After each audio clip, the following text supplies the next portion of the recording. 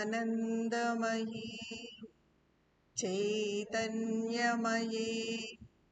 सत्यमयी परमे ॐ नमो भगवते श्री अरविन्दाय।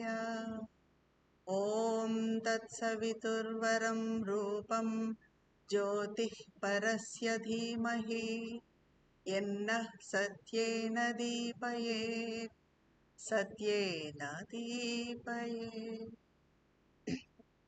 అందరికీ నమస్కారం. అయితే ఈరోజు మన టాపిక్ వినిపిస్తుందండి? క్లియర్గానే ఉందా? మతము ఆధ్యాత్మికత, రిలీజియన్, స్పిరిచువాలిటీ. అయితే ప్రతి ఒక్కరూ ఏదో ఒక మతాన్ని అనుసరిస్తూనే ఉంటారు. మనమంతా కూడా ఏదో ఒక మతానికి చెందిన వాళ్ళమే. మనం హిందూ మతాన్ని అనుసరిస్తాము, క్రిస్టియానిటీ, ఇస్లామిజం ఇలాగా. అయితే చాలా మటుకు మనుషులంతా ఏదో ఒక మతాన్ని ఆధారంగా చేసుకుంటారు.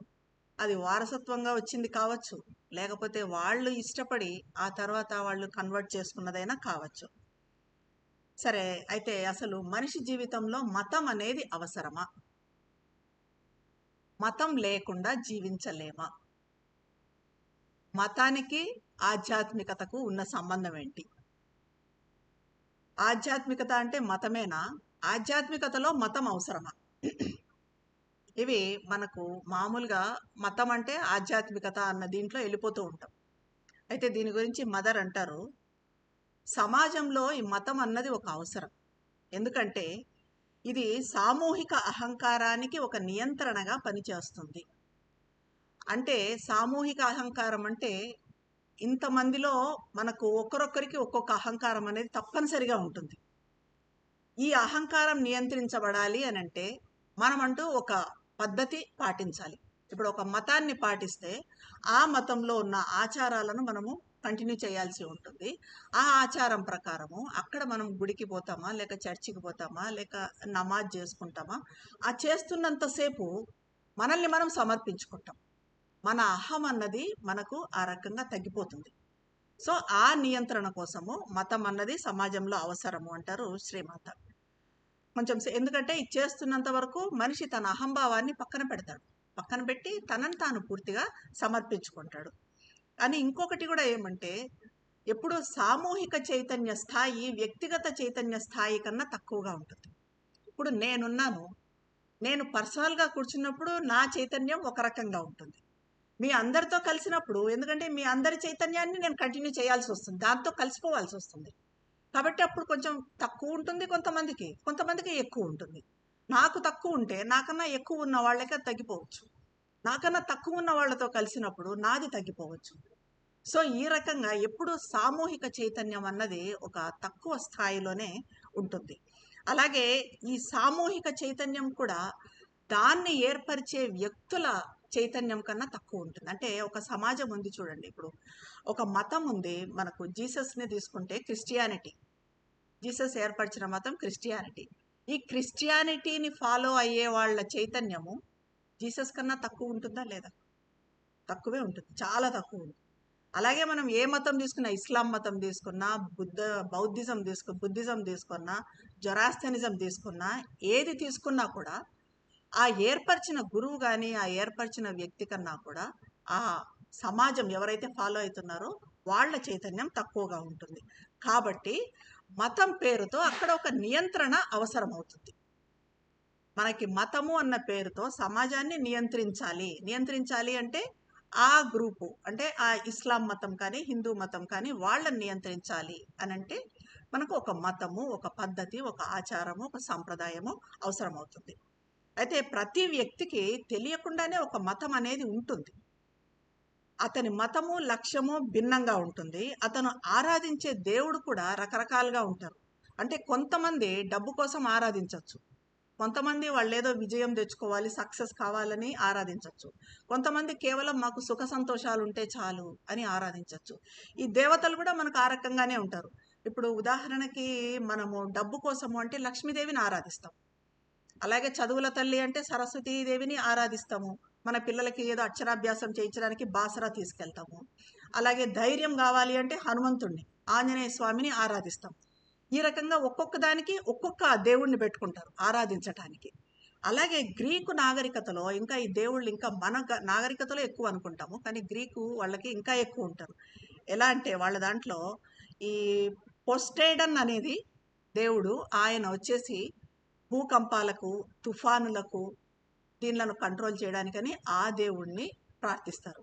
మనం ఎలాగైతే రామాయణంలో శ్రీరాముడు సీతమ్మ వారి కోసము లంక వెళ్ళటానికి సముద్రం దాటే ముందు సముద్రుణ్ణి శాంతించమని ప్రార్థిస్తాడు, అంటే అక్కడ సముద్రుణ్ణి దేవుడిగా కొలిచి సముద్రుణ్ణి ప్రార్థిస్తాడు. సో ఈ రకంగా ప్రతి మతంలో కూడా ఒక్కొక్క దానికి, అంటే జ్ఞానంకు మేధకు ఒక దేవుడు ఉంటాడు, సంగీతంకు కవిత్వంకు ఒక దేవుడు ఉంటాడు. ఆ గ్రీకు మిథాలజీలో అయితే ఇంకా ఎక్కువ ఉంటారు. అలాగే ప్రయాణాలకు, వ్యాపారానికి, వాణిజ్యానికి ఒక దేవుడు. ఈ రకంగా ఒక దేవత అన్నది అది కుటుంబ దైవం కావచ్చు, పిల్లల దేవుడు కావచ్చు, లేకపోతే మనకు పూర్వకాలం నుంచి మన వారసత్వంగా, ఇప్పుడు మనకు వారసత్వంగా వెంకటేశ్వర స్వామి దేవుడు అంటే ఆయన్ను ప్రార్థిస్తాం. ఆయన్నే వారసత్వంగా వచ్చింది కాబట్టి ఇంకా మనం ప్రశ్నించడం అంటూ ఉండదు, ఎందుకంటే మన పూర్వీకులు ఫాలో అయ్యారు కాబట్టి మనం కూడా ఆ దేవుణ్ణే ఇచ్చేస్తాం. కానీ వ్యక్తిని బట్టి కూడా ఆ మతం నాణ్యత కూడా భిన్నంగా ఉంటుంది అంటారు మదర్. అంటే ఇప్పుడు మనిషి ఎలా అంటే ఒక ఆదర్శం లేకుండా జీవించడం అనేది చాలా కష్టం. చాలా వరకు మనము ఒక ఆదర్శంలో జీవిస్తున్నాం అనే విషయం తెలియకపోవచ్చు. అంటే మనం మామూలుగా ఇప్పుడు మీకు ఏం ఆదర్శం ఉంది అంటే మాకేం ఆదర్శం లేదు అని అనొచ్చు, కానీ మనకు లోపల ఒక ఆదర్శం అనేది ఉంటుంది. అది ఏంటంటే అది మన సౌకర్యం కోసం కావచ్చు, అది మనకు తెలియదు. మనం సౌకర్యంగా ఉండాలి, ఎవరైనా అనుకుంటారు సెక్యూర్డ్గా ఉండాలి, మా లైఫ్ ఇలా జరిగిపోవాలి, సుఖంగా జరిగిపోవాలి, శాంతిగా జరిగిపోవాలి, అది మనం ఆదర్శమని పిలవం, కానీ కూడా అది ఆదర్శమే. ఆ ఆదర్శం మనకు తెలియకపోయినా కూడా ప్రతి మనిషికి జీవితంలో ఒక ఆదర్శం అనేది ఉంటుంది. చాలామందికి ఏమంటే భద్రత, సెక్యూరిటీ సెక్యూరిటీ అనేది జీవిత లక్ష్యంగా ఉంటుంది చాలామందికి. అంటే నేను ఇప్పుడు ఇంత డబ్బు ఉంటే నాకు సెక్యూర్డ్గా ఉంటాను, నెలకి ఇంత వస్తే నేను సెక్యూర్డ్గా ఉంటాను, నా పిల్లలు ఈ రకంగా సెటిల్ అయితే అది సెక్యూరిటీ. సో ఇది కూడా మనకి ఆదర్శం కావచ్చు. ఈ రకంగా మనిషికి, ప్రతి మనిషికి కూడా ఒక లక్ష్యము, ఒక ఆదర్శము అనేది ఉంటుంది. దానికోసం ప్రయత్నం చేస్తారు, కృషి చేస్తారు. కానీ ఈ రకంగా ఇలాంటి ఆదర్శాల కోసం ప్రయత్నం చేయటం అనేది చాలా తక్కువ స్థాయికి చెందినది, చాలా నిమ్నమైనది. ఎందుకంటే అది ఈ ఉన్నత స్థాయి అని చెప్పడానికి మనం ఉండదు. ఇవంతా కూడా సొంత స్వార్థం కోసం, మన భద్రత కానీ, మన సౌకర్యం కానీ, మన సుఖం కానీ అనుకున్నప్పుడు అదంతా మన స్వార్థం కోసం అవుతుంది తప్ప అంతరాత్మ డెవలప్మెంట్, అంతరాత్మ పురోభివృద్ధి అన్నదానికి అది ఏమాత్రం కూడా ఉపయోగపడదు అలాంటి ఆదర్శం. సో ఇలాగా మనకి అందరిలో ఏ మతం ఉన్నా కూడా అందరిలో కూడా ఉన్నదేమంటే ఏదో ఉన్నతమైన దానికోసం ఆకాంక్ష. ఇప్పుడు హిందూ మతం అని మనం అనుకుంటాం, మన మతం మనం గొప్పది అనుకుంటాం, ఇస్లాం వాళ్ళు వాళ్ళ మతం గొప్పది అనుకుంటారు, క్రిస్టియన్స్ వాళ్ళ మతం గొప్పది అనుకుంటారు. కానీ అందరిలో ఉన్నదేంటి, ఇంకా ఏదో ఉంది, మనకన్నా ఉన్నతమైనది ఉంది. ఇప్పుడు నాకన్నా ఏదో ఉన్నతమైనది ఉంది, అది నాకు కావాలి, దానికోసం ఆకాంక్ష. దానికి మనం రకరకాల పేర్లు పెడతాం, దైవం అంటాము, సత్యం అంటాము, సమగ్రం అబ్సల్యూట్ అంటాము, ఇంకొకటి ఆదర్శం అంటాము, ఏమన్నా అంటాం, కానీ అది మన ఉన్నతమైనది. దానికోసం మనము ఆకాంక్ష అన్నది అది ప్రతి ఒక్కరికి, మనిషి ఏ మతంలో ఉన్నా కూడా ఆకాంక్ష అన్నది ఉంటుంది. కానీ అందరూ స్వతంత్రంగా కూడా ఆలోచించలేరు. ప్రతి ఒక్కరికి ఏమంటే ఏదో ఒక మతంలో చేరటము, దాన్ని అంగీకరించటము అన్నది ఒక భద్రతా భావాన్ని ఇస్తుంది. నేను ఈ మతంలో ఉన్నాను, హిందువులు చాలామంది మనకున్నారు, మేము హిందూ మతంలో ఉన్నాము కాబట్టి వాళ్ళతో పాటు మనం టెంపుల్స్కి వెళ్తాము, వాళ్ళతో పాటు అన్నీ చేస్తాము, ఇంతమందిలో మనం ఉన్నాం కాబట్టి అది ఒక భద్రతా భావాన్ని మనకిస్తుంది. అయితే లేకపోతే అలాంటిది లేకపోతే, అలాంటి భద్రత లేకపోతే ఈ స్వంతంగా ఆలోచించడం అనేది మనిషి చేయలేడు. సొంతంగా నేను ప్రత్యేకంగా నేను ఒక మతం పెట్టుకొని నేను పక్కన దేనికి చెందిన దాన్ని కాదు, నేను హిందువును కాదు, ఇస్లాము కాదు, క్రిస్టియను కాదు, నేను ప్రత్యేకం అని మనం అనుకోలేం. ఎప్పటికీ ఏ మనిషి కూడా అట్లా స్వతంత్రంగా ఆలోచించలేడు. కాబట్టి మనిషికి మతం అవసరం అవుతుంది. మరి అయితే ఇప్పుడు మతం పేరుతో చేసేది మరి ఆధ్యాత్మికతనా? మతం పేరుతో ఇన్ని చేస్తున్నాం. మనకు హిందూ మతంలో అయితే టెంపుల్స్కి వెళ్తారు, లలిత సహస్రనామాలు, ఇళ్లలో లలిత సహస్రనామాలు చదువుతారు, పూజలు చేస్తారు, ఆచారాలు రకరకాలుగా చేస్తూ ఉంటారు, వ్రతాలు, యాగాలు, యజ్ఞాలు. మరి ఇదంతా కూడా ఆధ్యాత్మికతేనా? ఆధ్యాత్మికతే అంటున్నారు. ఇవాళ రేపు జ్యోతిష్యం చెప్పేది కూడా ఆధ్యాత్మికత అంటున్నారు, అది సైన్స్ అనట్లేదు. సో మరి ఇదంతా ఆధ్యాత్మికతేనా? అసలు మతం స్వభావం ఏంటి? ఈ మతం అనేది మరి ఆధ్యాత్మికతకు అడ్డంకిగా మారుతుందా?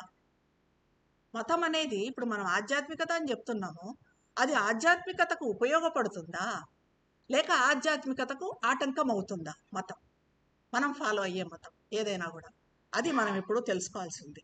ఇప్పుడు యాక్చువల్గా మతం అంటే ఏంటంటే మనం ఇందాక చెప్పుకున్నట్టుగా మనకన్నా ఒక ఉన్నతమైన దాన్ని చేరుకోవటానికి మనిషి చేసే ప్రయత్నమే మతం. మనకన్నా మనం ఏమనుకుంటున్నాం, భగవంతుడు గొప్పవాడు, హనుమంతుడు గొప్పవాడు, లక్ష్మీదేవి గొప్పది, విష్ణువు గొప్పవాడు, శివుడు పరమశివుడు గొప్పవాడు, నాకన్నా గొప్పవాడు, కాబట్టి నేను వాళ్ళను పూజిస్తాను అనుకుంటాం. క్రిస్టియన్స్ అయితే జీసస్ గొప్పవాడు అనుకుంటారు. అలాగే ఎవరికి వాళ్ళు వాళ్ళకన్నా ఉన్నతమైంది కాబట్టి ఒక మతంలో దిగి వాళ్ళను పూజించాలని అనుకుంటారు. ఆ మించిన దాన్నే మనం రకరకాలుగా పిలుస్తూ ఉంటాం. మతము దాని అంతిమ మూలంలో దివ్యమైనది కావచ్చు. ఏ మతమైనా కూడా దాని మూలంలో దివ్యమైనదే. ఎందుకంటే ప్రతి మతంలో వాళ్ళు చేరాలనుకునేది దేవుణ్ణి. ఏ పేరైనా పెట్టుకోనివ్వండి, వాళ్ళు రకరకాల పేర్లు పెట్టుకోవచ్చు, కానీ ఏ మతమైనా కూడా వాళ్ళ మూలం ఏంటి, అది వాళ్ళ లక్ష్యం ఏంటి, ఒకటే, దివ్యమైనది. కానీ ఇప్పుడు స్వభావంలో అది దివ్యమైనది కాదు. ప్రస్తుత స్వభావంలో అది ఏమైందంటే మనుషుల చేత రకరకాలుగా ఆచారాలతో సంప్రదాయాలతో నిండి అది ఎలా అంటే విరూపం చేయబడింది. నిజానికి చెప్పాలంటే మతం అనడం కంటే మనం ఒక మతం అనడం కంటే మతాలు అనడం సమంజసంగా ఉంటుంది. ఈ విభిన్న మతాలు చాలా వరకు ఒకే పద్ధతిలో నిర్మించబడ్డాయి, ఇది మనం చెప్పచ్చు. ఎలా అంటే ఇప్పుడు క్రైస్తవ మతం ఎలా ఏర్పడిందో మనకు తెలుసు. ఖచ్చితంగా ఈ క్రైస్తవ మతం అని ఇప్పుడు వీళ్ళు చెప్పుకుంటున్నారు క్రిస్టియానిటీ, దీన్ని ఖచ్చితంగా జీసస్ సృష్టించలేదు అంటారు. ఎందుకంటే కొందరు విద్యావంతులు, అత్యంత తెలివైన వాళ్ళు, వీళ్ళంతా కలిసి ఆలోచించి దానికి ఒక రూపం ఏర్పరిచి ఇది క్రిస్టియానిటీ అని పెట్టారు. అది ఏర్పడిన విధానంలో కానీ అది ఇప్పుడు పనిచేస్తున్న విధానంలో కానీ క్రిస్టియానిటీ దివ్యమైనది లేదు, దివ్యమైనదన్నది లేదు. అదంతా కూడా మానవులు ఆ తర్వాత ఏర్పరచుకున్న మతం ఇది క్రిస్టియానిటీ అన్నది. అలాగే జీసస్ ఉన్నత స్థాయి నుంచి భూమిపైకి కొంత జ్ఞానాన్ని, సత్యాన్ని తీసుకొని వచ్చాడు. ఆయన జీసస్ అన్నది దైవమే, డివైన్ బీయింగ్, దివ్యజీవి జీసస్. ఆయన తీసుకొచ్చాడు. ఆయన తన సత్యం కోసం వచ్చాడు, ఎన్నో కష్టాలు అనుభవించాడు. కానీ ఆయన చెప్పిన దాన్ని చాలా కొద్ది మంది మాత్రమే అర్థం చేసుకున్నారు. అయితే ఆయన దేనికోసం అయితే కష్టపడ్డాడో ఆ సత్యాన్ని పట్టుకోవాలని చాలా తక్కువ మంది ప్రయత్నిస్తున్నారు. చాలా మటుకు మోస్ట్ ఆఫ్ ద పీపుల్, ఆ క్రిస్టియన్స్ అనేవాళ్ళు, ప్రతి మతంలో ఇది ఉంది, అసలైనది పట్టుకోవడం లేదు, దివ్యమైనది పట్టుకోవడం లేదు, ఆ మూలం పట్టుకోవడం లేదు, ఆ బోధించిన ప్రవక్తది, ఆ దైవంది పట్టుకోవడం లేదు. ఇప్పుడు బుద్ధుడు కూడా అంతే. బుద్ధుడు కూడా ప్రపంచాన్ని త్యజించి ధ్యానంలో కూర్చొని ఈ ఐహిక బాధలు, ఈ దుఃఖము, అనారోగ్యము, మరణము, కోరికలు, పాపాలు, ఆకలి, వీటన్నింటి నుంచి బయటపడే మార్గాన్ని గౌతమ బుద్ధుడు కనుక్కున్నాడు. ఆయన ఒక సత్యాన్ని దర్శించాడు, దాన్ని తన చుట్టూ చేరిన శిష్యులకు వివరించడానికని ప్రయత్నించాడు. కానీ ఆయన మరణించక ముందే ఆయన బోధనలు అప్పుడే వక్రీకరించడం జరిగింది. అప్పుడే డిస్టార్ట్ అయిపోయాయి, ఆయన ఉండగానే డిస్టార్ట్ అయిపోయాయి ఆయన బోధనలన్నీ కూడాను. అయితే ఆయన అదృశ్యమైన తర్వాత బుద్ధుడు చెప్పాడని భావిస్తున్న విషయాలు, ఆ మాటల అంతరార్థాల ఆధారంగా బౌద్ధ మతం ఒక పూర్తి స్థాయి మతంగా రూపాంతరం చెందింది. ఎప్పుడు అది పూర్తి మతంగా రూపాంతరం చెందింది, ఏర్పడింది అంటే బుద్ధుడు వెళ్ళిన తర్వాతే, బుద్ధుడు నిర్వాణం చెందిన తర్వాతే. అయితే బుద్ధుని సిద్ధాంతానికే కాదు, వెస్ట్లో క్రిస్టియానిటీ కూడా ఇదే గతి పట్టింది. వాటిలో ప్రతి ఒక్కటి తామే అసలైన క్రీస్తు బోధన అని చెప్పుకునే. క్రిస్టియానిటీ అంటే ఒకటే లేదు, మనకు తెలిసిందే. ప్రొటెస్టెంట్లు, క్యాథలిక్స్ చాలా ఉన్నాయి. సో ఎవరికి వాళ్ళు ఏం చెప్పుకుంటారు, మేము అసలైన క్రీస్తు వారసులం, అది కాదు, వాళ్ళల్లో వాళ్ళే చెప్పుకుంటారు. సో చెప్పాలంటే వీటిల్లో జీసస్ కానీ ఒకవేళ తిరిగి వస్తే తను బోధించిన దాన్ని వీళ్ళంతా ఫాలో కావడం చూసి తానే గుర్తించలేడు.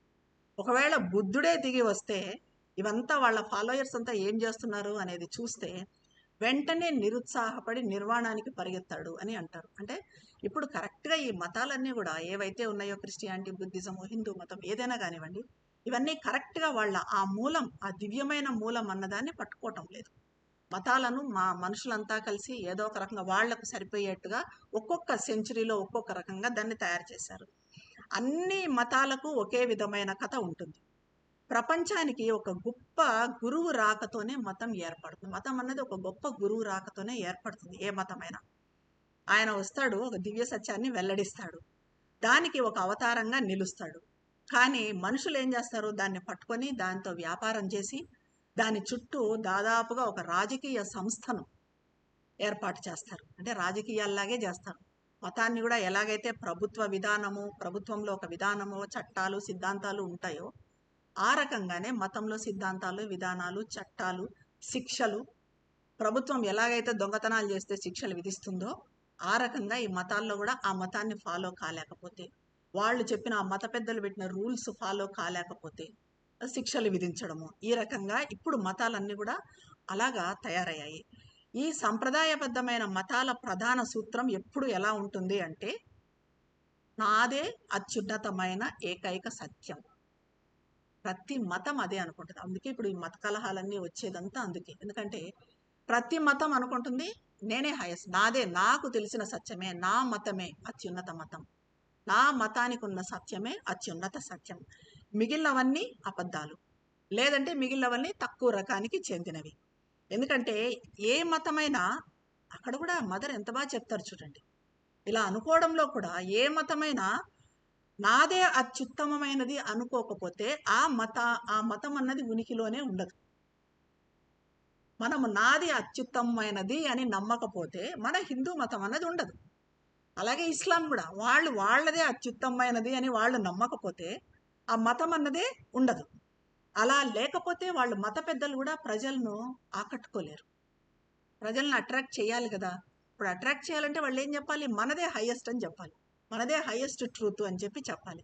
జనం గుంపులు గుంపులుగా వచ్చేలా చేయాలంటే కూడా అదే పద్ధతి పాటించాలి. సో ఇలాంటి మతం అనేది ఆధ్యాత్మిక జీవితానికి పెద్ద అడ్డుగోడ అవుతుంది. మనం మతాన్ని ఈ రకంగా తీసుకున్నప్పుడు, ఈ రకంగా అనుసరించినప్పుడు అది మన ఆధ్యాత్మికతకు పెద్ద అడ్డుగోడ అవుతుంది. ఎందుకంటే మనకు ఆధ్యాత్మికత అంటే, మనం స్పిరిచువాలిటీ అంటే కరెక్ట్ అర్థం ఏంటి, మనం ఎందుకు ఆధ్యాత్మిక జీవితంలోకి వచ్చాము అంటే ఇవన్నీ కాదు.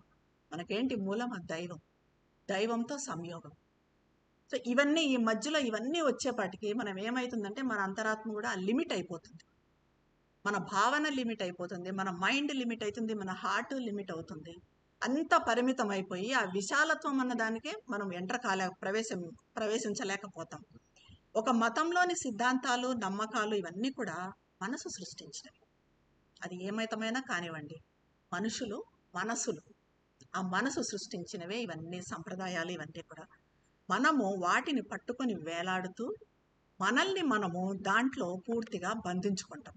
అంటే అప్పుడు అన్ని సిద్ధాంతాలకు అతీతంగా ఎంతో విశాలంగా, గొప్పగా, స్వేచ్ఛగా ఉండే ఆత్మ సత్యాన్ని మనం తెలుసుకోలేకపోతాం. ఎప్పుడైతే వీటిల్లో మనం ఉంటామో, ఆత్మసత్యం అన్నది, ఆత్మ అన్నది ఎంత విశాలమైనది, ఎంత స్వచ్ఛమైనది, ఎంత విశాలమైనది, అదే సత్యం. దాన్ని ఎలా పట్టుకోగలుగుతాం మనం? మనల్ని మనం ఇలా ఈ రకంగా ఒక మతంలో బంధించుకొని, ఒక సంప్రదాయంలో బంధించుకొని, ఒక ఆచారంలో బంధించుకొని, ఒక దేవుడికి బంధించుకొని ఫలానా దేవుడికి అనుకున్నప్పుడు ఆత్మ అంటే ఒకే ఒకటి. ఆ పరమాత్మను ఎలా పట్టుకోగలుగుతాం, ఆ సత్యాన్ని ఎలా అందుకోగలుగుతాము? ఈ రకంగా మనము ప్రపంచంలోని దేన్నైతే మన మత సిద్ధాంతం అనుకొని దాన్ని ప్రపంచంలోని ఏకైక సత్యంగా భావించి, నా మతమే ఏకైక సత్యం ప్రపంచం మొత్తం మీద అని భావించి మనల్ని మనము అందులో బంధించుకున్నప్పుడు మన అంతరాత్మ పురోగతి మనంతట మనమే నిలిపివేసినట్లు అవుతుంది. మన అంతరాత్మను, మన సైకిక్ బీయింగ్ని ముందుకు పోకుండా, పురోగమించకుండా మనమే అక్కడ స్టాప్ చేసినట్టు అవుతుంది. అయితే ఇంకోటి కూడా చెప్తారు మదర్, మతాన్ని ఇంకో కోణం నుంచి చూస్తే అది మనకు ఒక అవరోధంగా ఉండాల్సిన అవసరం కూడా లేదు. అంటే దాన్ని కరెక్ట్గా పట్టుకుంటే, దాన్ని కరెక్ట్గా తీసుకుంటే అది మనకు అవరోధం కావాల్సిన అవసరం లేదు. మనము దాన్ని మానవజాతి ఉన్నత కార్యకలాపాల్లో ఒకటిగా భావిస్తే, అందులో వ్యక్తుల ఆకాంక్షలను మనం చూడగలిగితే, ఇప్పుడు మనం ఈ సంప్రదాయాలను పాటిస్తూ ఉన్నాము. అది మనం హిందూ మతం కాబట్టి పాటిస్తున్నామని కాకుండా అవి ఒక ఉన్నత కార్యకలాపాలు, మనల్ని ఉన్నత దశకు తీసుకెళ్తాయి అని మనం పాటిస్తే, మన మతం అని కాకుండా అందులో ఆకాంక్షను మనం చూడగలిగితే, మనం ఆకాంక్షతో అది చేయగలిగితే, అప్పుడు అది ఆధ్యాత్మిక జీవితాన్ని చేరుకోవటానికి ఒక రకంగా సహాయపడుతుంది. సరైన మానసిక దృక్పథంతో ప్రస్తుత స్థితిలో ఉన్న మతం నుంచి కూడా, అది ఏ మతమైనా, మనం ఏ మతంలో ఉన్నా, మన మార్గానికి, మన ఆధ్యాత్మిక ప్రయత్నానికి మతం ద్వారా కొంత మద్దతును పొందొచ్చు, కొంత సహాయాన్ని తీసుకోవచ్చు. మనం కొంత సహాయాన్ని, కొంత మద్దతును తీసుకోవచ్చు. అన్ని మతాల్లోనూ మనం తప్పనిసరిగా కొంతమంది వ్యక్తులను చూస్తాం. కొంతమంది వ్యక్తులు ఉంటారు, వీళ్ళు ఎలా ఉంటారంటే గొప్ప భావోద్వేగంతో, తీవ్రమైన ఆకాంక్షతో ఉంటారు. కానీ వాళ్ళు భగవంతుణ్ణి చేరటానికి జ్ఞానం అవసరమని అనుకోరు. తీవ్రంగా బయట చూస్తూ ఉంటాం మనం, ఒకటే భావోద్వేగంతో ఊగిపోతూ ఉంటారు భక్తి అని. కానీ వాళ్ళు జ్ఞానం అవసరం అనుకోరు, జ్ఞానం అవసరం లేదనుకో. అలాంటి స్వభావం కలవారికి మతం ఉపయోగపడుతుంది. వాళ్ళకి మతం ఉండాలి, అది వాళ్ళ అవసరం కూడా. ఎందుకంటే వాళ్ళకు ఆరాధించడానికి, ఆకాంక్షించడానికి ఏదో ఒక ఆచారం, ఒక బాహ్య రూపం, ఒక బాహ్య కర్మకాండ అవసరం. అలాంటి వాళ్ళకి అందరినీ మనం అలా అని విమర్శించలేము. ఇప్పుడు బయట కొద్దిమంది చాలా ఇదిగా ఆచారాలు, సంప్రదాయాలు పాటిస్తూ ఉంటారు. వాళ్ళని మనం విమర్శించలేము, ఎందుకంటే వాళ్ళకి అది అవసరం అవుతుంది. వాళ్ళది అంతవరకే, వాళ్ళది లిమిట్. ఇవంతా ఆత్మసత్యము ఇదంతా కాదు. వాళ్ళు అక్కడికి లిమిట్, కాబట్టి వాళ్ళు అంతకన్నా ఎక్కువ అందుకోలేరు. కాబట్టి వాళ్ళకి అది అవసరం, కాబట్టి అది వాళ్ళు అలా చేస్తారు. అలాగే ప్రతి మతంలో కూడా ఉన్నతమైన ఆధ్యాత్మిక జీవితాన్ని పెంపొందించుకున్న వాళ్ళు ఉంటారు. ఇలాంటి వాళ్ళు ఉంటారు మతంలో, ఇప్పుడు నేను చెప్పిన లాంటి వాళ్ళు. అలాగే కొంతమంది ఉన్నత జీవితాన్ని, ఆధ్యాత్మిక జీవితాన్ని మతంలో ఉంటూనే, మన మతంలో ఉంటూనే, ఏ మతంలో ఉంటారో ఆ మతంలో ఉంటూనే ఆధ్యాత్మిక జీవితాన్ని పెంపొందించుకుంటారు. అయితే వాళ్ళకు ఆధ్యాత్మికతను ఇచ్చింది ఆ మతం కాదు, వాళ్ళకి స్వతహాగానే ఉంటుంది. అదేదో మతంతో, హిందూ మతంలో ఉన్నారా, ఇస్లాం మతంలో ఉన్నారా, క్రిస్టియానిటీలో ఉన్నారా, ఆ మతము వాళ్ళకి ఆధ్యాత్మికత ఇచ్చిందా, ఆ ఉన్నత సత్యం అందుకునే ఇది ఇచ్చిందా, అంతరాత్మ అభివృద్ధి ఇచ్చిందా అనడానికి లేదు. అది మతం సంగతి కాదు, మతం విషయం కాదు.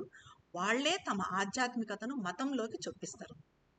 అలాంటి వాళ్ళు వాళ్ళలో ఉన్న స్పిరిచువాలిటీని, వాళ్ళలో ఉన్న శక్తిని వాళ్ళు ఏ మతంలో ఉంటారో దాంట్లోకి చొప్పిస్తారు. వాళ్ళు ఏ ఇతర ప్రదేశంలో ఉన్నా, ఏ మతాచారంలో జన్మించినా అక్కడే ఒక ఆధ్యాత్మిక జీవితాన్ని కనుక్కొని జీవిస్తారు. ఏ మతంలో ఉన్నా పర్వాలేదు వాళ్ళు, కానీ వాళ్ళకి ఆధ్యాత్మికత అన్నది కరెక్ట్ అర్థం తెలుసు. ఏంటి ఆధ్యాత్మికత అని, దానికి వాళ్ళకి ఏ మతం అవసరం, ఏ మతంలో ఉన్నా పర్వాలేదు, దాంట్లో ఇది చేస్తారు. కానీ వాళ్ళ వల్ల ఆ మతానికే ఇది వస్తుంది, శక్తి వస్తుంది. ఆ మతంలో వాళ్ళ ఆధ్యాత్మికతను చొప్పిస్తారు. వాళ్ళ స్వభావంలోని ఈ శక్తి ఎంతటిదంటే, మతం అన్నది వాళ్లకు ఒక బానిసత్వంగానో బంధంగానో ఉండదు. అలా ఉన్నప్పుడు ఎవరికైనా కూడా మతం అన్నది ఒక బానిసత్వం కాదు, బంధం కాదు. మనం ఉన్న మతం మనం కంటిన్యూ చేయొచ్చు.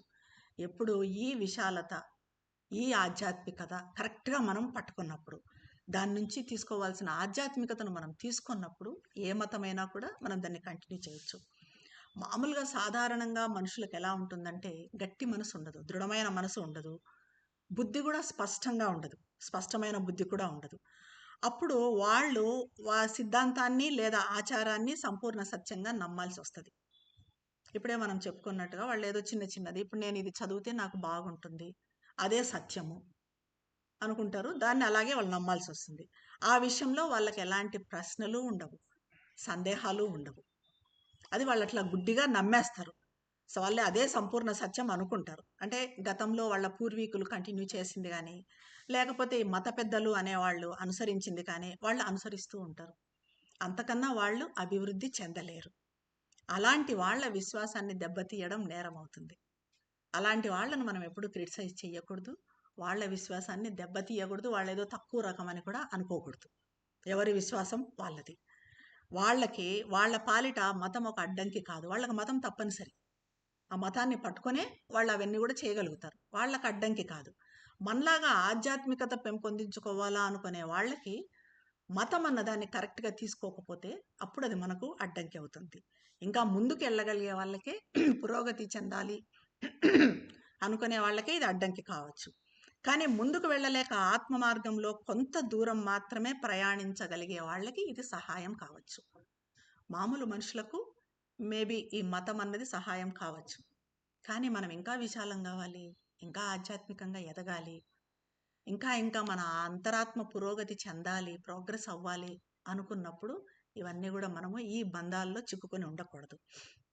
అలాగే మతము అత్యంత ఘోరమైన పనులకు, అత్యుత్తమ పనులకు కూడా ప్రేరణగా నిలిచింది. ఇది మనకు తెలిసింది. అత్యంత ఘోరమైన పనులు అంటే మతాల పేర్లతో చాలా యుద్ధాలు జరిగాయి. ఎప్పటి నుంచో మనకు చరిత్ర చెప్తుంది. వందల సంవత్సరాల కొద్దీ ఈ క్రూసేడ్లు అనేవి, అంటే జెరూసలం కోసము ముస్లిమ్స్ అండ్ క్రిస్టియన్స్ ఇద్దరు కలిసి చాలా కాలం 200 years ఆల్మోస్ట్ 2 శతాబ్దాల పాటు పోరాడారు. అలాగే రోమన్ సామ్రాజ్యంలో కూడా ప్రొటెస్టెంట్లు క్యాథలిక్ల మధ్య కూడా మత కలహాలు జరిగాయి. ఫ్రెంచ్ మత యుద్ధాలు, ముస్లింల దండయాత్రలు, ఇంకా భారతదేశంపై మహమ్మద్ గజనీ వీళ్ళు చేసిన దాడులు కానీ, మనకి చూస్తే కొంచెం చిన్నవే అయినా కూడా మనకు సౌత్లో శైవులు వైష్ణవులు అని వాళ్ళు చేసిన యుద్ధాలు కానీ, ఇవన్నీ కూడా మత యుద్ధాలన్నీ కూడా మతం అనే పేరుతోనే జరిగాయి. కానీ ఎంత అభిమానించినా ఆరాధించినా మతం అనేది మానవ మనసు తన అత్యున్నత కార్యకలాపాల్లో చేరుకున్న పరిమితిని సూచిస్తుంది. మతం అన్నది ఎప్పుడూ పరిమితినే సూచిస్తుంది. ఒకవేళ మనం దాని బాహ్య రూపానికి బానిసలైతే అది అప్పుడు మనకు అవరోధంగా ఉంటుంది. మతంలోని బాహ్య రూపానికి ఎప్పుడు బానిస కాకూడదు. నేను పలానా దేవుణ్ణే పూజిస్తాను, పలానాదే పాటిస్తాను. పలానా దేవుణ్ణి పెట్టుకొని మనం పూజించవచ్చు, కానీ వేరే దేవుళ్ళను కూడా ఎక్కడిపోయినా ఆ దేవుడు కనపడగలగాలి మనకు. అలాగే ఏ దేవుళ్ళో అయినా కూడా వాళ్ళు కూడా దేవుడే అనుకోవాలి. ఒక జీసస్ని చూసినా కూడా మనకి మన దేవుణ్ణి చూసిన ఫీలింగే రావాలి. అప్పుడు మనకు మతం అన్నది ఎప్పటికీ అడ్డంకి కాదు. అలా కాకుండా మనది మనకే ఉంది, మేము అక్కడికి వెళ్ళలేము, వాళ్ళని మేము ద్వేషిస్తాము, వాళ్ళది సరైన మతం కాదు, వాళ్ళ దాంట్లో సత్యం లేదు, ఇలా అనుకున్నప్పుడు ఏమవుతుందంటే మన మతం అన్నది మనకు ఆధ్యాత్మికతకు ఒక పెద్ద అడ్డంకి అవుతుంది. మనం ఒక మతంలో ఉంటూనే దాని అంతర్గత సారాన్ని ఎలా ఉపయోగించుకోవాలో మనకు తెలిస్తే, ఇలాగా దాని అంతర్గత సారాన్ని, దాని లోపల ఉన్న మీనింగ్ని కరెక్ట్గా పట్టుకొని దాన్ని ఎలా ఉపయోగించుకోవాలి అన్నది మనకు తెలిస్తే, అది మనకు ముందుకి దూకడానికి మన అంతరాత్మకు ఒక జంపింగ్ బోర్డ్ లాగా అవుతుంది. అంటే మన మతాన్నే మనము ఒక జంపింగ్ బోర్డ్ లాగా చేసుకొని ఇంకా ముందుకు మన అంతరాత్మను, మన సోల్ని ఇంకా ముందుకు కూడా పురోగమింపజేయవచ్చు. ఎప్పుడు అది కరెక్ట్గా పట్టుకున్నప్పుడు. ఒక నిర్దిష్ట విశ్వాసాన్ని కలిగి ఉన్నవాడు లేదా ఏదో ఒక సత్యాన్ని కనుగొన్నవాడు తాను మాత్రమే సంపూర్ణ సత్యాన్ని కనుగొన్నాను అని భావిస్తాడు. ఎప్పుడు తనదే సత్యము అని మొండిగా వాదిస్తాడు. కానీ తాను కనుగొన్నది పాక్షిక సత్యం మాత్రమే.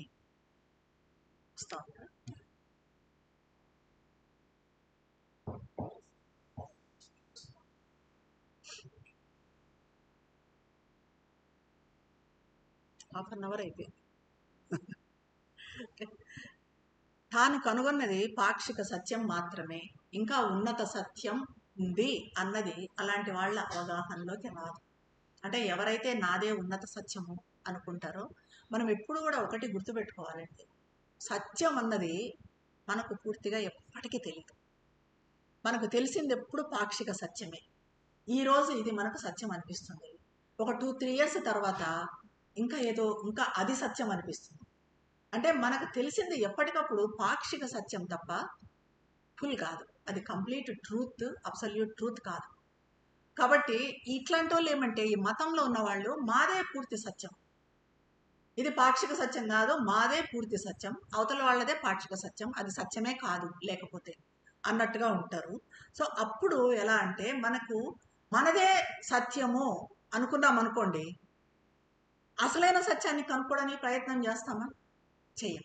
దాంట్లోనే ఉంటాం, అదే తృప్తితో ఉంటాం. మనకి ఈ సత్యం తెలిసిపోయింది, నాకు మొత్తం తెలుసు సత్యము, నేను చేయాల్సిన ప్రయత్నం ఏం లేదనుకుంటాం. అలా కాకుండా మనకు తెలిసింది పాక్షిక సత్యము, ఇంకా పూర్తి సత్యం నాకు తెలియదు అనుకున్నాం అనుకోండి, ఇంకా సాధన చేస్తాం, ఇంకా ఏదో ఉంది, ఇంకా ఏదో ఉన్నత సత్యం ఉంది, దాన్ని మనం తెలుసుకోవాలి అని చెప్పి మన సాధన ముందుకు పోతుంది. కాబట్టి ఈ పాక్షిక సత్యం అనుకునే వాళ్ళను కూడా మనం, మాదే ఉన్నత సత్యం అనుకునే వాళ్ళను కూడా మనం విమర్శించాల్సిన అవసరం లేదు. ఎందుకంటే మానవ స్వభావానికి ఈ అసత్యాల మిశ్రమం అవసరమని అనిపిస్తుంది. మనుషులకు. ఒకవేళ సత్యం పూర్తి రూపం ఒక్కసారిగా వాళ్ళ ముందు ప్రత్యక్షమైతే వాళ్ళు ఆ భారాన్ని తట్టుకోలేక నలిగిపోతారు. కాబట్టి సత్యం అన్నది పాక్షిక భాగాలుగా మనుషులకు వెల్లడి అవుతుందేమో అనిపిస్తుంది. సత్యం ఒక్కసారిగా మనకు మిరుమిట్లు కొలిపేటట్టు మన కళ్ళ ముందు కనిపించిందంటే మనం తట్టుకోగలమా? దాన్ని తట్టుకోలేము. ఎలాగైతే ఇప్పుడు అతిమానస కాంతి అంటున్నాం, ఇప్పుడు సూర్యకాంతినే సరిగా చూడలేము. సూర్యకాంతి కన్నా కొన్ని వేల రెట్లు కాంతి ఉంటుంది అతిమానస కాంతి. మరి దాన్ని ఒక్కసారిగా మనకు కనిపిస్తే కావాలి కావాలి అనుకుంటే దాన్ని కనిపిస్తే మనం తట్టుకోగలమా? తట్టుకోలేము. సత్యం కూడా అంతే. అందుకే సత్యం ఎప్పుడు పాక్షికంగానే మనకు తెలుస్తూ ఉంటుంది. ఎందుకంటే ఒక్కసారిగా ఆ సత్యాన్ని మనం కనుక్కోలేము. వ్యక్తి తన సొంత కాళ్లపై నిలబడి తన మార్గంలో, తన శక్తి సామర్థ్యాలకు సరిపోయే మార్గంలో ముందుకు సాగాలి. అంటే ఏ మతము అని కాకుండా, మతంలో ఉన్నా కూడా మన సొంత కాళ్లపై నిలబడి మన సొంత మార్గం ఏర్పరచుకోవాలి. ఇప్పుడు మనం మన యోగం అంటూ ఒక మార్గం ఏర్పరచుకుందాం. మనకి మతం కన్నా కూడా ఈ యోగం అన్నది, ఈ యోగ మార్గం అనేది ముఖ్యం. ఎందుకంటే ఇక్కడ మనం సత్యం తెలుసుకునే అవకాశం ఉంది. మతం అన్నది దీనికి అడ్డంకి కాకూడదు. సరే, మన మతం మనం ఫాలో అవుతామా? ఫాలో కావచ్చు. ఎప్పుడు దాన్ని బంధంగా కాకుండా, ఒక అడ్డంకిగా కాకుండా, దీంతో మనం ఇక్కడ సత్యాన్ని తెలుసుకుంటాము అన్నది ఆ ఎరుకతో ఆ మతాన్ని కూడా మనం కంటిన్యూ చేయొచ్చు. మనము మన మతం పట్ల ఖచ్చితంగా ఉండాలి అంటే మనమే దాన్ని ఎంచుకోవాలి. ఏ మతము అన్నదాన్ని. దేశం పట్ల ఖచ్చితంగా ఉండాలి అంటే ఆ దేశాన్ని మనం ఎంచుకోవాలి. కుటుంబం పట్ల ఖచ్చితంగా ఉండాలి అంటే మన కుటుంబాన్ని కూడా మనమే ఎంచుకోవాలి. ప్రకృతి కానీ లేదా పరిస్థితులు కానీ ఆయాచితంగా ఇచ్చిన వాటిని ఎలాంటి ప్రశ్నలు లేకుండా అంగీకరిస్తే అది మనకు మంచిదా లేదా చెడ్డదా, అది మన జీవితానికి సరైనదా కాదా అనేది ఎప్పటికీ తెలుసుకోలేం. మనకు ప్రకృతి ఏదైతే ఇచ్చిందో దాన్నే కంటిన్యూ చేద్దాము అనుకుంటే, దాని ప్రకారమే వెళ్తాము అనుకుంటే అది మంచిదా కాదా అనేది మనకు తెలియదు. కాబట్టి మన స్వభావానికి ఏది సరిపోతుంది అన్నదాన్ని బట్టే మనం ఫాలో కావాలి. ఏ పద్ధతి ఫాలో అయినా కూడా ప్రకృతి యాంత్రిక ప్రక్రియ ద్వారా ఏర్పడి మనపై బలవంతంగా రుద్దబడిన వాతావరణం లేదా ఈ వారసత్వం నుంచి వచ్చిన దాని నుంచి వెనక్కి తగ్గాలి. కొంచెం వారసత్వం నుంచి వస్తుంది కాబట్టి నేను దీన్ని అనుసరిస్తున్నాను అనే దాని నుంచి వెనక్కి తగ్గాలి. అంతర్ముఖమైన విషయాలను ప్రశాంతంగా నిష్పక్షపాతంగా పరిశీలించడం అలవాటు చేసుకోవాలి. మనం అంతర్ముఖమయ్యి విషయాలన్నింటినీ, ఎక్కడో ఏదో మత కలహాలు జరుగుతున్నాయి, వాటిని ఎలాగా నిష్పక్షపాతంగా చూడాలి. మనం హిందువులం కాబట్టి, వాళ్ళు ముస్లిమ్స్ కాబట్టి వాళ్ళు మనల్ని అన్యాయం చేస్తున్నారు అని, లేదా మనం క్రిస్టియన్స్ కాబట్టి వాళ్ళు ఇంకొకటి కాబట్టి, ఆ రకంగా కాకుండా నిష్పక్షపాతంగా ఆ మధ్యలో ఎలా నిలబడాలి, మనం ఒక జడ్జి లాగా నిలబడి ఆ ప్రశాంతంగా అంతర్ముఖమయ్యి దేన్నైనా కూడా నిర్ణయించడం అలవాటు చేసుకోవాలి. వాటిని అంచనా వేసేది కూడా స్వేచ్ఛగా ఎంచుకోవాలి. అలా స్వేచ్ఛగా అంచనా వేయాలి. అంతే తప్ప మనకు వారసత్వంగా ఒక మతం వచ్చింది, ఈ మతాన్ని ఇంకెవరో మాట్లాడుతున్నారు, వాళ్ళు మంచి వాళ్ళు కాదు, ఆ మతం మొత్తం మంచిది కాదు, ఆ మతం అంతా కూడా సరైనది కాదు, ఎందుకంటే మన మతాన్ని ఇచ్చేస్తుంది, ఇది పద్ధతి కాదు. మనం కరెక్ట్గా వాళ్ళు మనల్ని ఏమంటున్నారు, ఇక్కడి నుంచి మళ్ళీ అటు ఏం వెళ్తుంది, ఇవన్నీ కూడా ఒక రకమైన నిష్పక్షపాతం, ఇంపార్షియాలిటీ అన్నది మనలో డెవలప్ చేసుకోవాలి. మనము మన అంతరంగంలోకి కొంచెం లోతుగా వెళ్ళి చూస్తే ఒక చైతన్యం యుగాలుగా జీవిస్తూ అనేక రూపాల్లో వ్యక్తమవుతూ ఉంది అన్నది మనకు తెలుస్తుంది. మనం లోతులకు వెళ్ళి చూస్తే ఇదంతా కూడా ఒక చైతన్యం అన్నదే పనిచేస్తూ ఉంది. ఇది మనకు తెలిసిందే. ఎలాగైతే ఆ చైతన్యం నుంచి చైతన్యం బయటికి వచ్చిందో, పదార్థం నుంచి చైతన్యము రకరకాలుగా ఏ రకంగా ప్రాణము, మనసు ఈ రకంగా బయటికి వచ్చిందో, ఆ రకంగా ఒక చైతన్యం ఇదంతా కూడా. ఆ చైతన్యం ప్రతి ఒక్కరిలో ఉంది. మనలో ప్రతి ఒక్కరము జన్మలుగా ఎన్నో విభిన్న దేశాలలో జన్మించి ఉంటాం. ఈ జన్మలో ఈ దేశంలో జన్మించాం. గత జన్మలో ఏ యూరోప్లోనో, చైనాలోనో, మలేషియాలోనో, ఇంకెక్కడో జన్మించి ఉండొచ్చు. అలాగే మన శరీరము, దేశము, పుట్టుక మారిందే కానీ మన అంతరాత్మ మాత్రం జన్మల నుంచి కొనసాగుతుంది. అప్పుడు వేరే మతంలో ఉండిండొచ్చు, గత జన్మల్లో వేరే మతంలో ఉండిండొచ్చు, ఇస్లాంలో ఉన్నామేమో, క్రిస్టియానిటీలో ఉన్నామేమో, తెలియదు మనకు. కానీ మన అంతరాత్మ మాత్రం అక్కడి నుంచి, అంతరాత్మకు మాత్రం మార్పు లేదు. దేశం మార్పున్నా, శరీరం మార్పున్నా, మనకి మతం మార్పున్నా కూడా, బట్ అంతరాత్మ మాత్రం జన్మ జన్మలుగా కొనసాగుతూనే ఉంది. మనము ఏ మతంలో ఉన్నా, ఏ దేశంలో ఉన్నా, మన అంతరాత్మ అభివృద్ధి ఆ మతాన్ని బట్టి, దేశాన్ని బట్టి ఉండదు. అంతరాత్మ అభివృద్ధి అనేది మనం గత జన్మలుగా చేసుకుంటూ వచ్చిన ప్రయత్నం వల్ల ఉంటుంది తప్ప, మనం ఈరోజు ఈ మతంలో ఉన్నాం కాబట్టి మన అంతరాత్మ ఇంత అభివృద్ధి చెందింది అనడానికి లేదు. దాన్ని బట్టి ఉండదు. ఈ దేశంలో ఉన్నాం కాబట్టి అని కూడా లేదు. ఎక్కడున్నా గతంలో మనం చేసిన ఆధ్యాత్మిక సాధనను బట్టి, మనం ఇప్పుడు చేస్తున్న సాధనను బట్టి మన అభివృద్ధి ఉంటుంది. గతంలో ఎన్నో విభిన్న మతాలు అనుసరించాము, మరి ఎన్నో దేశాల్లో ఉన్నాము. అలాంటప్పుడు మనము చివరగా పొందిన దాన్నే అత్యుత్తమైనదిగా ఎందుకు భావించాలి? గతంలో ఎక్కడెక్కడో ఉన్నాము, మరి ఇప్పుడు ఉన్నదే అత్యుత్తమైనదని ఎందుకు అనుకోవాలి? ఇప్పుడు ఈ జన్మలో భారతదేశంలో జన్మించాం కాబట్టి, హిందూ మతాన్ని అనుసరిస్తున్నాం కాబట్టి మన దేశమే గొప్పదని, మన మతమే గొప్పదని ఏ రకంగా చెప్పగలం మనం? వివిధ దేశాలలో మారుతున్న మతాలలో ఈ అనేక జన్మల ద్వారా మనం సేకరించిన అనుభవాలన్నీ కూడా అన్ని జన్మల్లోనూ కొనసాగే మన అంతర్గత చైతన్యంలో నిక్షిప్తమై ఉంటాయి. ఇవన్నీ కూడా మనం ముందు ఎక్కడున్నా కూడా అవన్నీ కూడా అనుభవాలన్నీ మన లోపల, మన అంతరాత్మలో నిక్షిప్తమై ఉంటాయి. గత అనుభవాల ద్వారా సృష్టించబడిన అనేక వ్యక్తిత్వాలు కూడా అక్కడ ఉంటాయి. ఏమేమి వ్యక్తిత్వాలు ఉన్నాయో మనకు అవన్నీ కూడా అక్కడ ఉంటాయి. మనలో ఈ బహుళత్వాన్ని మనం తెలుసుకున్నప్పుడు ఒక నిర్దిష్ట సత్య రూపాన్ని మాత్రమే ఏకైక సత్యమని, ఒక దేశాన్ని మాత్రమే మన ఏకైక దేశమని, ఒక మతాన్ని మాత్రమే ఏకైక నిజమైన మతం అని చెప్పడం అసాధ్యం. చెప్పలేము. ఎలా చెప్పగలము? చెప్పలేము మనం. కొంతమంది, దానికి ఎగ్జాంపుల్స్ కూడా చాలా ఉన్నాయి. ఒక దేశంలో జన్మించినా కూడా వాళ్ళ చైతన్యంలో ముఖ్య అంశాలు స్పష్టంగా మరొక దేశానికి చెందినవై ఉంటాయి. చాలా మందిని చూస్తుంటాం, ఐరోపాలో జన్మించినా కూడా వాళ్ళు స్పష్టంగా భారతీయుల్లాగానే ఇక్కడ ఉన్నట్టే, ఇక్కడి పద్ధతులు, ఇక్కడి సంప్రదాయాలు నచ్చి ఇక్కడికి వచ్చి ఇక్కడ సెటిల్ కావడం ఇలా చేస్తూ ఉంటారు.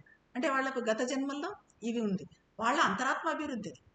అంతే తప్ప ఇప్పుడు యూరోప్లో ఉన్నారు కాబట్టి యూరోపియన్లలా ఉండాలనేది ఉండదు. అలాగే మదర్కి ఇలాంటివి చాలా ఉన్నాయి ఎక్స్పీరియన్సెస్. అంటే మదరు చెప్తారు, మరణానంతరం వ్యక్తిగత మనసు, శరీరాలు నశించినప్పటికీ పరిణామం చెందే ఆత్మ నిరంతర చైతన్యాన్ని కలిగి ఉంటుంది.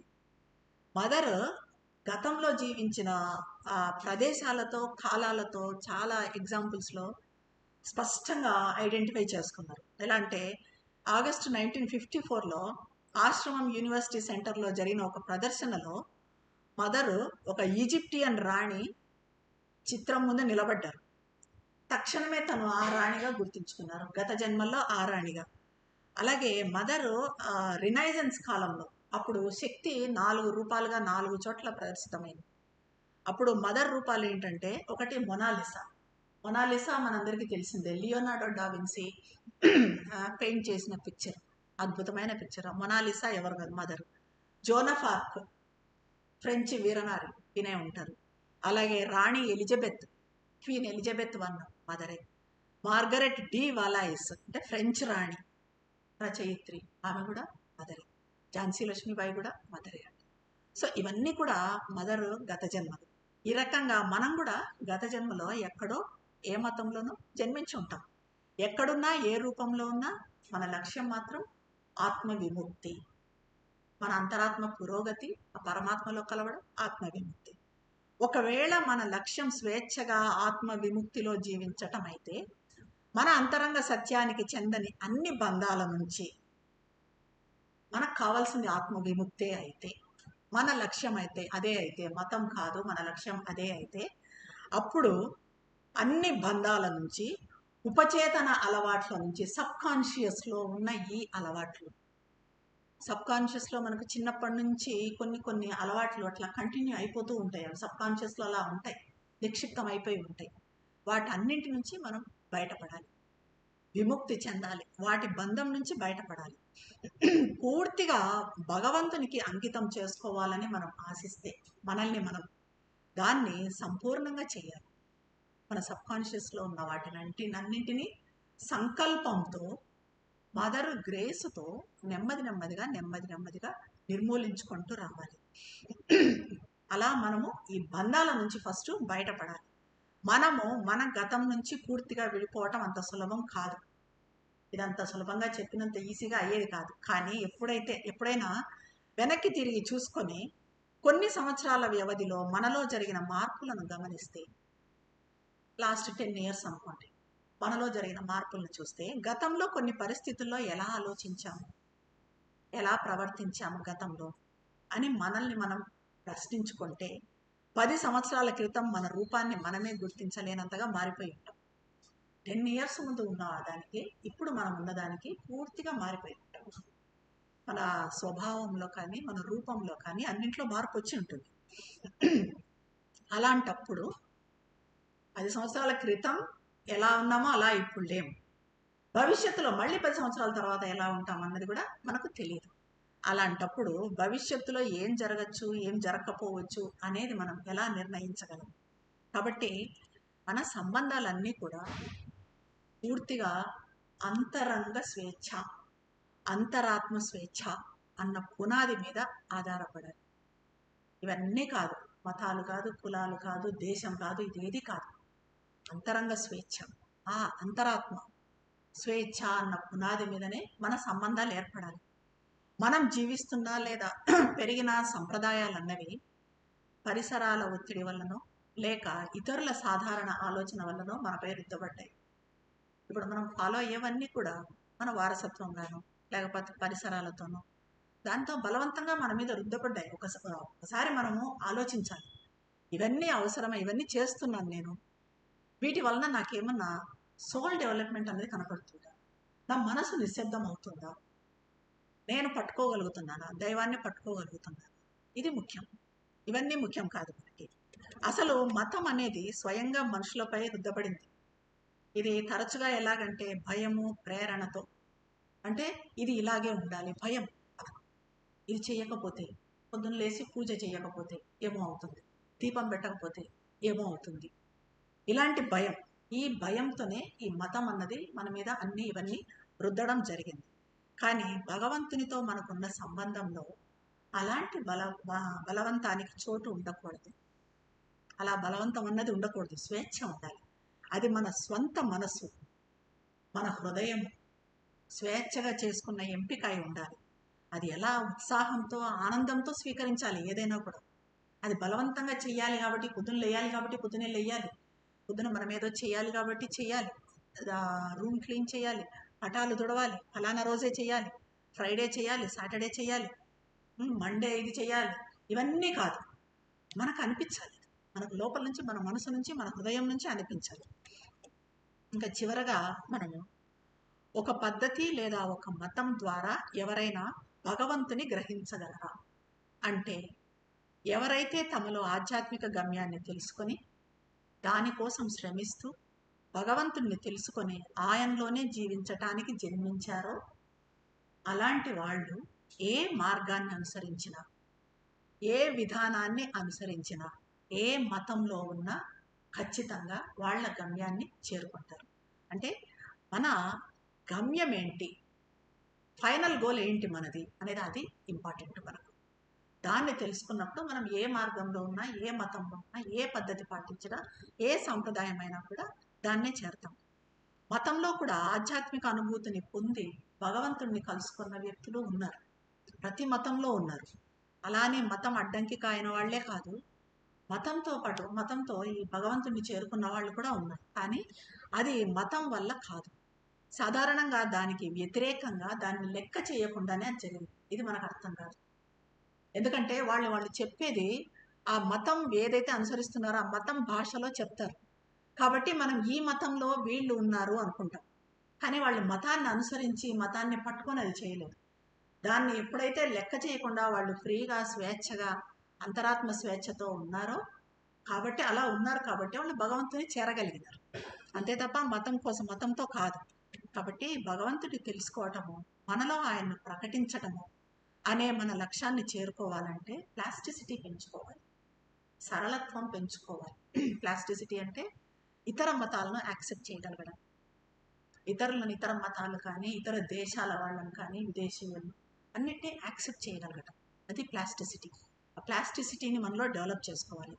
ఇతర మతాలను ద్వేషించటం, తప్పులు ఎన్నడం, నిందించటం ఇదంతా కూడా మనల్ని క్రిందకి లాగుతుంది తప్ప ఆ మతానికి ఏమీ నష్టం కలగదు. మనం ఇప్పుడు ఇంకో మతాన్ని, ఇస్లాం మతాన్నో లేక క్రిస్టియానిటీనో జొరాస్ట్రియనో బుద్ధిజంనో ఎవరినో క్రిటిసైజ్ చేశామనుకోండి, ఆ మతానికి ఏం నష్టం లేదు. కానీ అక్కడ నష్టపోయేది ఎవరో విమర్శించినందుకు మనం నష్టపోతాం. మనం ఇంకా కిందికి దిగజారిపోతాం. కాబట్టి వేరే మతాలను మనము విమర్శించే ముందు ఇది గుర్తుపెట్టుకోవాలి. Plus at the same time మనము ఇతర మతాలు, మన మతము ఇతర మతాలు ఘర్షణలు జరుగుతున్నప్పుడు ఒక ఇంపార్షియల్గా ఉండటం, నిష్పాక్షికంగా జడ్జి చేయడం అన్నది అలవాటు చేసుకోవాలి. అట్లనే మనకు స్వేచ్ఛ వస్తుంది. ఆ రకంగా చేయడంతోనే స్వేచ్ఛ వస్తుంది. ఈ స్వేచ్ఛ, అంతరంగ స్వేచ్ఛ, అంతరాత్మ స్వేచ్ఛ అన్నది ఉంటేనే మనము ఇంకా విశాలమైన దానికి, ఇంకా విశాలమైందంటే భగవంతుడు ఎంత విశాలమైన వాడు, సర్వాంతర్యామి, అంతటా వ్యాపించి ఉన్నవాడు. మరి అంతటా వ్యాపించి ఉన్న భగవంతుణ్ణి మనం ఒక మతంతో, ఒక సంప్రదాయంతో, ఒక ఆచారంతో, ఒక పర్టికులర్ రూపంతో, ఏదో ఒక రూపం పెట్టుకొని పట్టుకోవాలంటే సాధ్యమవుతుందా? మనల్ని మనమే బంధించుకున్నట్టు, మనల్ని మనమే లిమిట్ చేసుకున్నట్టు అవుతుంది. కాబట్టి ఫస్ట్ ఆ లిమిట్స్ని మనము క్రాస్ చేయాలి. ఆ స్వేచ్ఛ అన్నదాన్ని మనము డెవలప్ చేసుకోవాలి. ఏ మతంలో ఉన్నా మనము దాన్ని కరెక్ట్గా పట్టుకొని దాని సహాయంతో భగవంతునితో సంయోగము అనే మన లక్ష్యం. మన లక్ష్యం ఏంటి? భగవంతునితో సంయోగం. ఈ లక్ష్యాన్ని మనం నెరవేర్చుకోవచ్చు. ఇది ఈరోజు మతానికి ఆధ్యాత్మిక సంబంధం. ఇటువంటి దివ్య జ్ఞానాన్ని ప్రసాదించిన శ్రీ శతకోటి